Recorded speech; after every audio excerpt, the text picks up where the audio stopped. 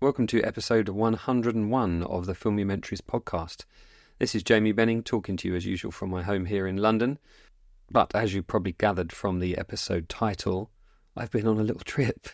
I'm going to give you a full rundown in a moment. I just wanted to welcome any new listeners. This is a bit of a departure. Normally I would interview somebody for each episode, but this feels like a special episode, something I needed to let you listeners know about.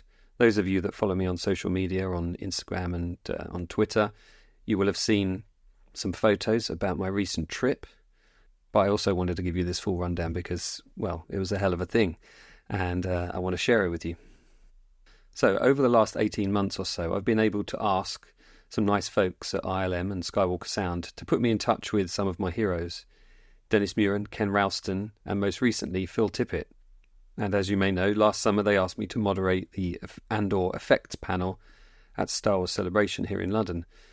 But I never imagined I'd get an invite to Lucasfilm itself, let alone an additional invitation to Skywalker Ranch. But that very thing happened in a matter of, less than 24 hours, just a couple of weeks ago. I was already due to be in the US for NAB, a big broadcast media technology show in Vegas. And I was there with one of my favourite clients, EVS Broadcast, who I train for, and I'm a product ambassador. They traditionally make video and audio servers for replays, highlights, and play out on live events, live sporting events like I work on and have worked on over the last 25 years. Over the years, they've gone on to produce media infrastructure and asset management solutions too. So my role in Vegas was to demonstrate to some of the many thousands of visitors there the LSM VIA, which is the sort of replay and play out solution, and some of its new machine learning powered tools. It was quite fun. I got to speak to some really big clients, and I did that for 4 whole days, wearing holes in my new white Converse that I was wearing as I paced the booth, carefully describing the product, as I say, to customers big and small.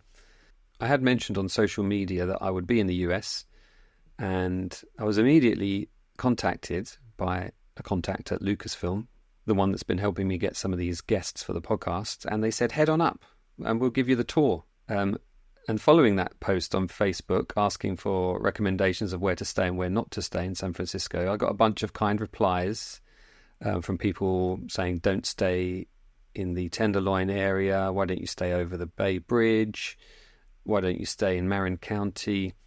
My budget was pretty tight, honestly. But I did get a message from Max Smith, former podcast guest. He's a sound supervisor, and said, come to the ranch for lunch.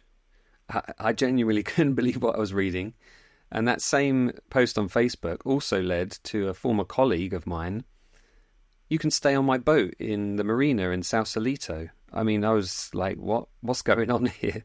This guy, Simon, I worked with probably, I think, 12 years ago now on a job in Burma, in Myanmar. We were working on the Southeast Asian Games.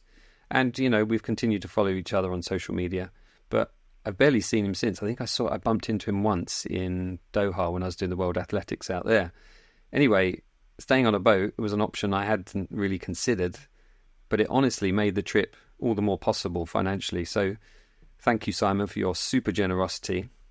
And then, as if things weren't already amazing enough, ILM's chief model maker, Lorne Peterson, yes, that Lorne Peterson, former guest on the podcast, also spotted my post and said, hey, let's meet up. So when I told him privately I was visiting the ranch, he said, well, I'll meet you there. Amazing. So I booked my flights, and at 3 a.m. after NAB, I headed to Vegas Airport to fly to San Francisco. And I arrived at the other end about an hour and a half later, most of which I think I slept through. I picked up a rental car and drove it on the right side, or is that the wrong side to me, of the road. And so day one was straight to the boat to check out how it worked on a whistle-stop tour of the cabin with Captain Simon. Then up to Skywalker Ranch by 11 a.m. to meet Max Smith, sound supervisor. And driving over the Golden Gate Bridge, my memories of my last visit there from must have been 1997 came rushing back. Not only did I not have 3 kids the last time I was there, I was also married to my first wife and travelling with my sister and her then boyfriend, who's now her husband, and fathered her 2 children. One of those children is now an adult, and yet somehow it felt like no time at all. It's a cliche, but life really does rush by. And that road that approaches the ranch through Lucas Valley, which apparently there is no connection to George, other than, I guess, for him it seemed like the perfect fit when he was looking for where to build the ranch. The hills and mounds are kind of covered in this lush green grass and trees and the occasional huge rock jutting out of the ground. And it immediately put me in mind of the landscapes of Naboo from the prequels, from The Phantom Menace. I half expected a battle droid tank to breach the hilltop and descend towards me. And with little more than 5 miles to go, as Google Maps told me, I pulled over and I did the thing that any fan might do. I selected John Williams' main theme from Star Wars and I blasted it through the hire car's speakers, ensuring, of course, that I dialed it right down as I turned into the ranch's rather unassuming entrance. It's just got the property number there. You don't even know it's Skywalker Ranch. So a gate opened automatically in front of me and I was greeted by a member of security who asked who I was there for and had I been there before, and she gave me some instructions of where to go. So I went across a covered bridge and up to the tech building where Skywalker Sound are based. The whole place has this air of history, despite its relatively short life. George, I think, bought it in 1978, that land, and then built upon it throughout the 80s. But that sort of historical feeling is something I would learn later was absolutely George's intention, even going as far as mythologizing the story of a retired sea captain that built the place in his retirement. It could easily have felt fake, but George's ideas are so beautifully rendered. It's easy to imagine you're in a property of well over 100 years old. I mean, it does have history there, right? Skywalker Ranch has some serious history in its past. And, thinking back of those photos I've seen of the picnics and all of the films that have been mixed there and elements of, Return of the Jedi that were shot there, like the funeral pyre. I could see the hills in the distance. He owns every blade of grass as far as the eye can see, Mr. Lucas. Amazing place. So I got out of the car next to the tech building, which is designed to look like a kind of 1880s winery. And I immediately spotted Mac Smith coming towards me. He's taller in real life than he is on Zoom. And his big smile and chilled demeanour immediately put me at ease. I don't know. Was I nervous? I think I was just buzzing. I'm not the most demonstrative person, but honestly, I was buzzing from the inside out. Welcome to Skywalker Ranch, he said, as I stepped through the doors to the open kind of entertainment area. The sun was illuminating the room from above, and it was a beautiful, bright, sunny day, both outside and inside, thanks to the architecture of this building. And I just had this feeling of instant serenity. Mac proceeded to give me a short tour of the building, popping in to see Randy Tom, who's the director of sound design at the ranch. Randy and I had previously arranged an interview for this podcast, but something happened. I think life got in the way at some point and we had to cancel, and we didn't manage to re-establish a date. We briefly chatted and said we should arrange it soon, and I let him get back to his work on what appeared to be a new animated feature. On returning to the main atrium room, I was greeted with "Well, hello, Jamie. Great to see you." And in person, from the great Lorne Peterson himself. Lorne is, of course, the legendary chief model maker who worked for Lucasfilm from, I think, 76 to the mid-2000s on just about every film you can think of.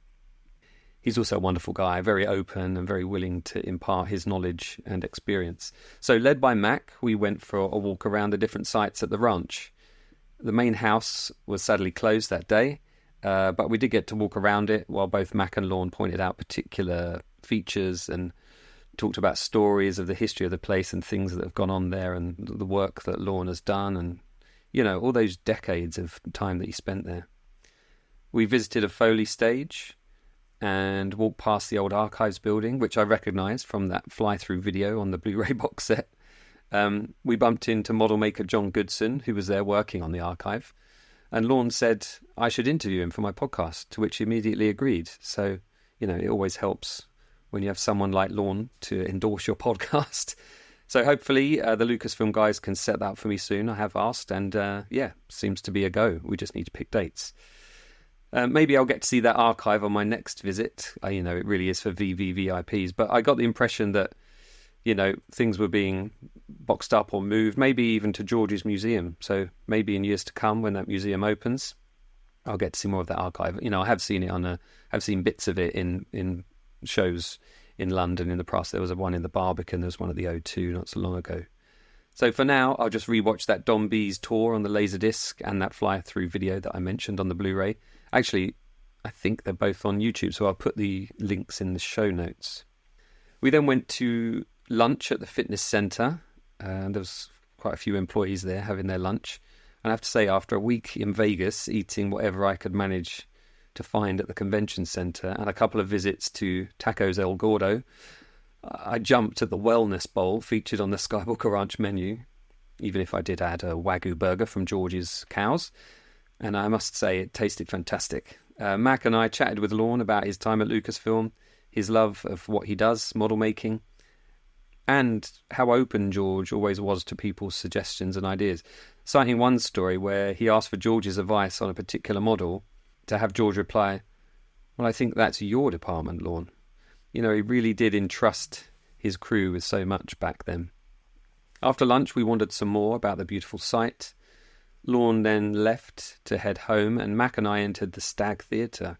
It's a 300-seater cinema within Skywalker Sound, decked out with laser projection and Dolby Atmos. Though you wouldn't know it, the speakers are expertly hidden behind the walls, and Mac pointed out that the theatre was raised off the floor as well. The hollow below helps to aid the resonance of the bass.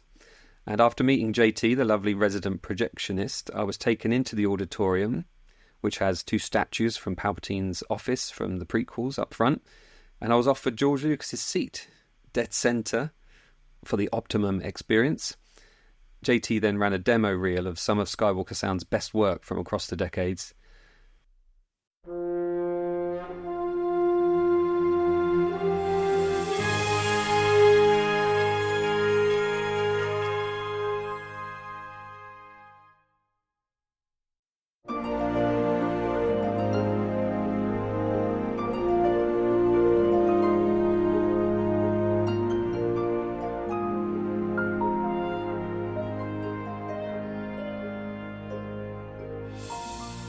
And what an incredible experience it was to be seeing clips of Star Wars, among other films, while sitting in George Lucas's preferred seat in one of the best spec theatres in the world, and at Skywalker Ranch.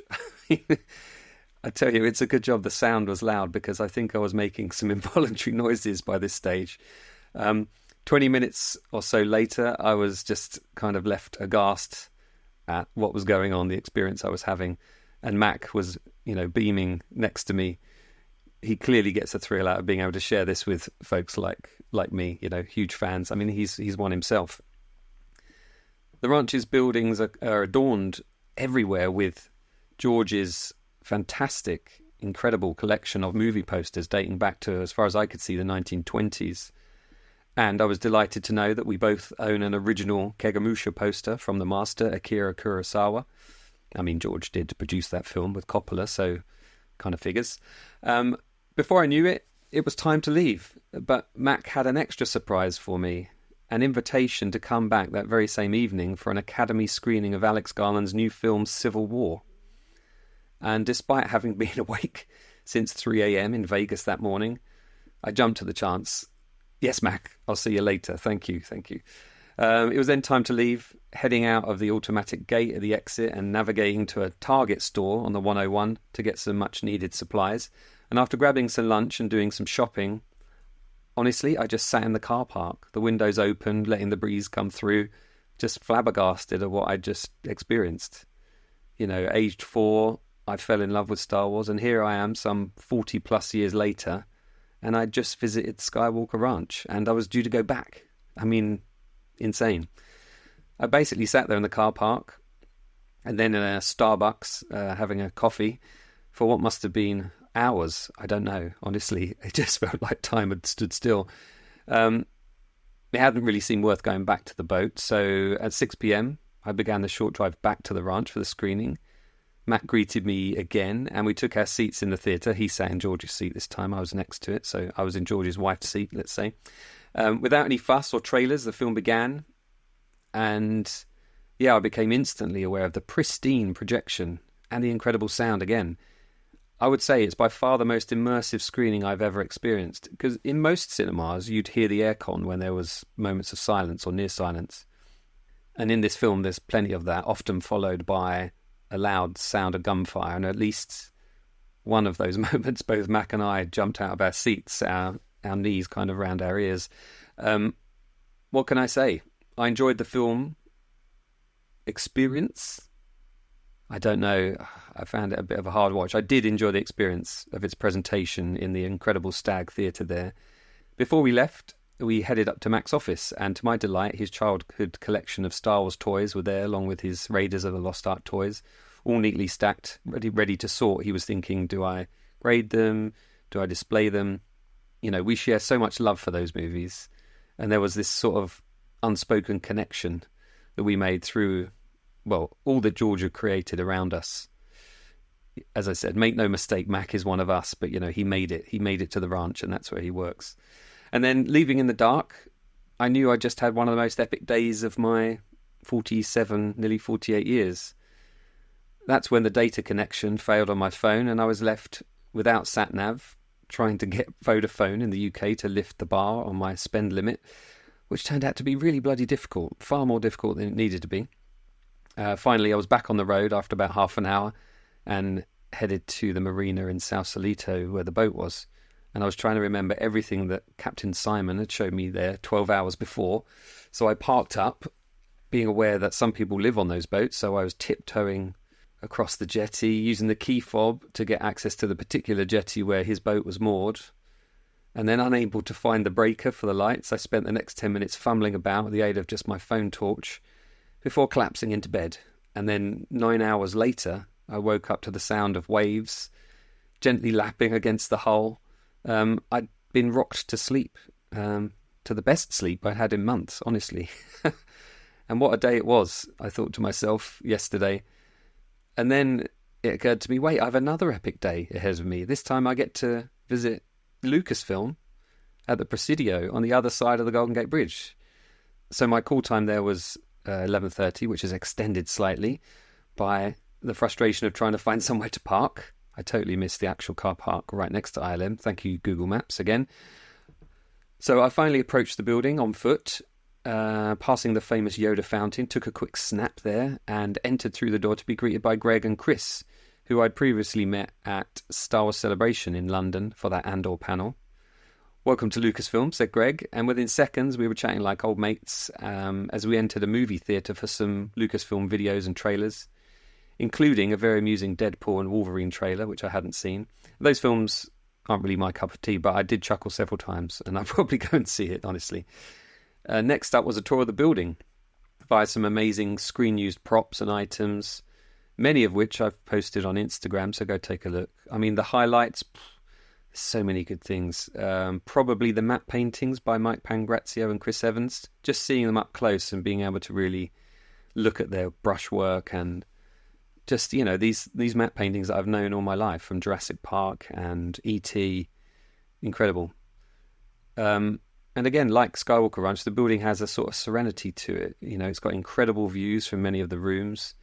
It's even got a coffee shop called Java the Hutt with a custom signage, and like on the worktops in the kitchen, there's like these silhouettes of ships and characters like Darth Vader and the Star Destroyer kind of like rendered into the worktops. Very cool. Made me think about my kitchen.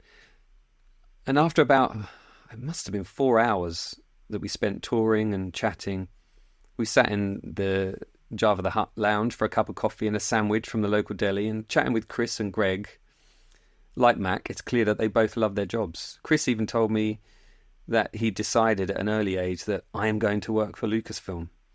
I wish I'd had that same thought myself all those years ago. Didn't even know it was possible for someone like me.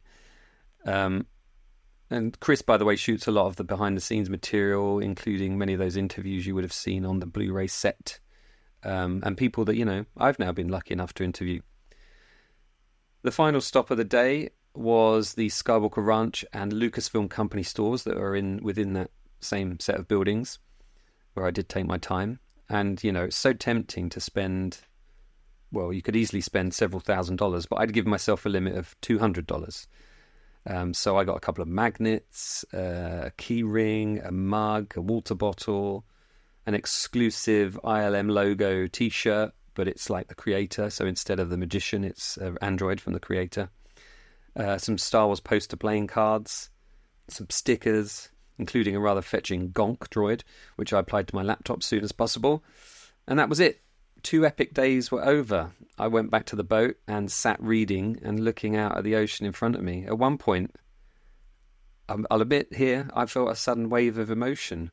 Not only because I'd been able to visit those amazing places, but because of the generosity of my hosts, Mac and Lorne and Greg and Chris.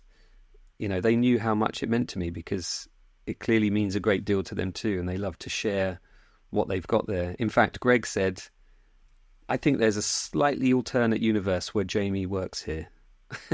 And that brought a smile to my face and a tear to my eye. Maybe I could have ended up there. Who knows? But wait, it wasn't over.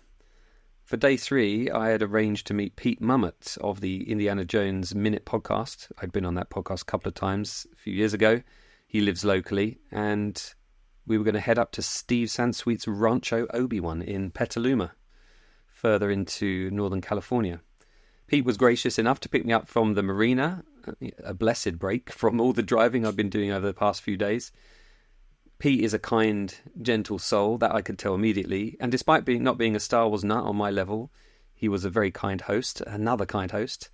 And our love of Indiana Jones led us to our first stop of the day, and it was Indy's house from Raiders of the Lost Ark, located on, I think it was Alder Avenue in San Anselmo. So a quick snap of the two of us in front of the property, and we were off to our next location, which was Imagination Park, also in San Anselmo, to see the Indiana Jones and Yoda statues in the park there. And after questioning the dates on the plaques there, it says 1973 and 1974 for the invention of Star Wars and Indiana Jones. Not too sure about that. We took some more snaps, and then we headed to Petaluma, where, unbeknownst to us, it was Butter and Egg Day Parade and Festival, and the streets were lined with residents' chairs, ready for the parade, presumably. And the architecture is sort of Spanish, colonial, Victorian, and it feels like a city lost in time. It was really odd, actually. It just felt like something from the 50s. And after a quick coffee and a wander, we headed up to our final destination, Rancho Obi Wan, to see Steve Sansweet's vast ranch, housing the world's biggest collection of Star Wars memorabilia. And as we arrived, it's clear that this is very much a ranch. It's farmland. There were chickens clucking as one of the ranch employees welcomed us and introduced us to our tour guide, Yannick, an enthusiastic man who, I think he said, his favourite character was Darth Maul. So he was great at pointing out things throughout the tour. But so the start of the tour, moments later, we were heading in the door and up the stairs to see this amazing collection of posters mounted on the walls, then through to the extensive library, where there's like multiple different versions of all the novels and behind-the-scenes books. And I couldn't help thinking at that point I should have bought some copies of my Return of the Jedi Unauthorized Timeline book. But honestly, I didn't have space in my case, so maybe I'll send one to Steve at a later date. Then through the door to see this like monolith housing all of the original action figures on their cards. And God, I love those figures. They are Star Wars to me. They're my childhood. They're even my adulthood, because I recollected them when I was in my late teens. And in every direction you looked, there was a rare toy or a prop or a costume or a poster or a toothbrush or a lamp or everything you can think of to do with Star Wars. Steve is clearly a dedicated collector presumably from day one. And I'm happy to say that I've just set up an interview with him now that I'm back in the UK, so we're going to do that in a couple of weeks' time. So I hope to find out more about how that all started for him and about some more of those items within that collection. So I won't spoil it any further, but if you do get the chance to visit, it's well worth your time. Steve's love for those movies is very apparent, as is his appreciation for tens and, maybe hundreds of pieces of fan art that he's been sent over the years, all proudly displayed on this kind of extended and extended and extended again building. Pete kind of returned me, now exhausted, back to the marina, and Simon was there with his lovely family using their paddleboards and canoes.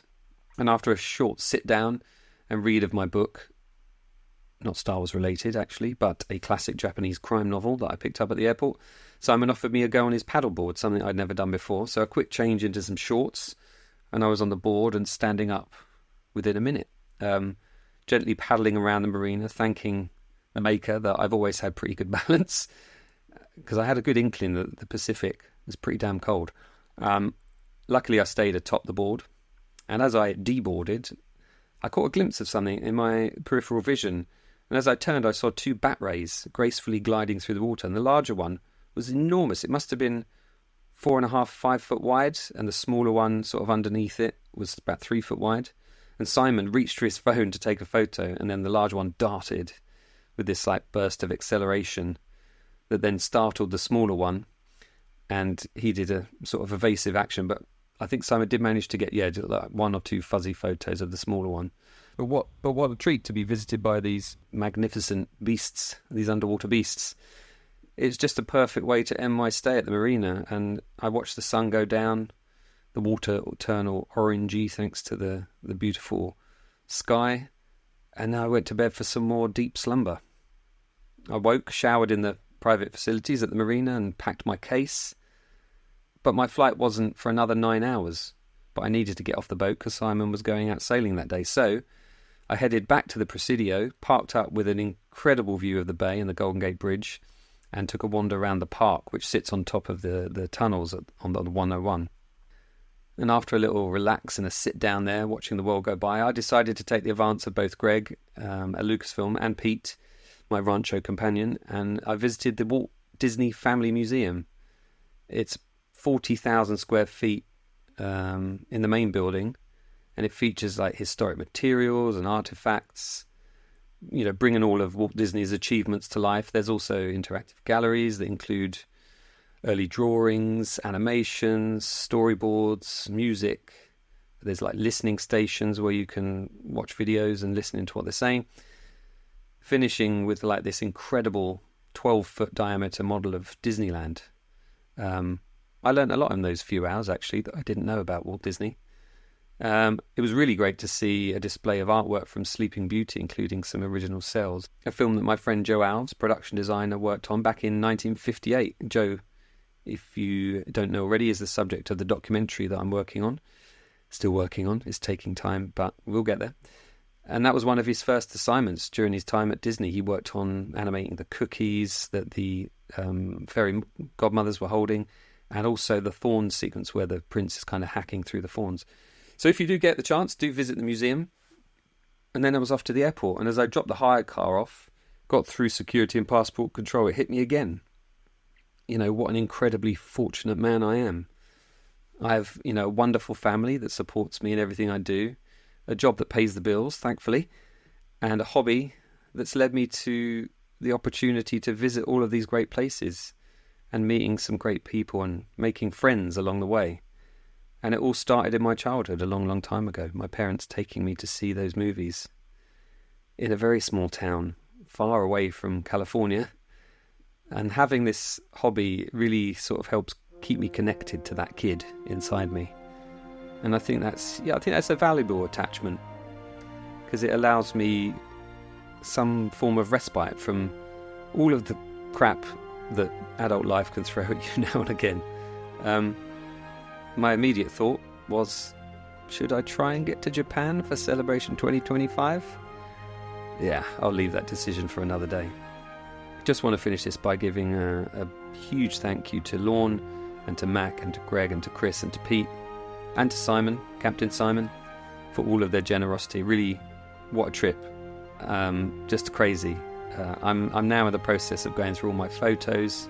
As I said, I'll be posting some of those on Instagram, but I'm going to put something up on the website to this effect as well, with all the photos and the report that I've just kind of detailed in this podcast. Coming up on the podcast, I've got interviews lined up with model maker and digital model maker John Goodson, who I bumped into at the ranch. What a sentence. And a woman called Marianne Infield, also previously known as Marianne Evans. She was a camera assistant at ILM. Recently came across her on social media and she was keen to have a chat as well. There's some great photos of her with the Death Star from Return of the Jedi, which I believe she worked on. It's difficult to do research on Marianne because there's not much online, so looking forward to that conversation. I've also lined up some interviews with the VFX team that worked on Masters of the Air, which, if you don't know, is like part of the Band of Brothers Pacific series, which I haven't watched yet, so I'm seeing if I can get some screeners too. I've also lined up, as I said, an interview with Steve Sansweet of Rancho Obi Wan, which I'm excited about too. Got a lot in the pipeline actually. So episode 101 done, visit to the ranch done, visit to Lucasfilm done. I just feel so fortunate, and I appreciate all of your support, all of the nice comments that a lot of you have made, hundreds of you in fact, saying basically, Jamie, this is great, you deserve this, you worked so hard, blah blah blah. No, it really does mean a lot to me. Your support is amazing. If you do want to support the podcast financially, you can do that on patreon.com/Jamie Benning. You'll get an ad-free version of the each episode, and there are also some other perks on there if you want to check those out. So thanks again to everyone. What a trip. What a crazy, crazy few days that was. That was 3 days, 3 fantastic locations, great people, great weather, and something I'll never forget. I mean, how could I forget? And thank you to George. I should thank George Lucas for doing everything he's done to inspire so many people. Incredible. All right, that's me out. Thanks for joining me, and I hope you can do so for the next episode of the Filmumentaries podcast.